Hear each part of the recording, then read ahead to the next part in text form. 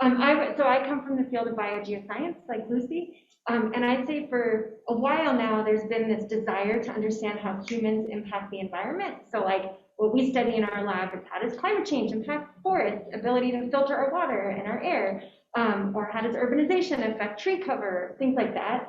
And so that was like a huge revolutionary thing when people went from just studying trees to like how do humans impact trees. That transition was happening when I was in grad school. Like, oh, you're including humans?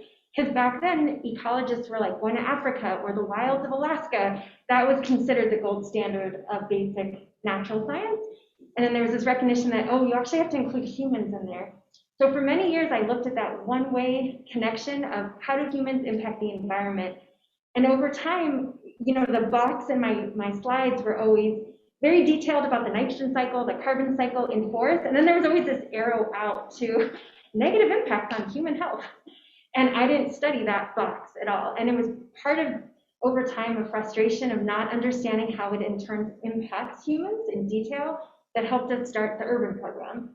So that's when we originally started writing grant proposals, mostly from this campus with biogeoscience, and then recognizing that you really need to get to know these guys and many people in this room, Greg and Pat and others, to understand the full circle of how humans are impacting the environment, how that in turn impacts human health and human well-being.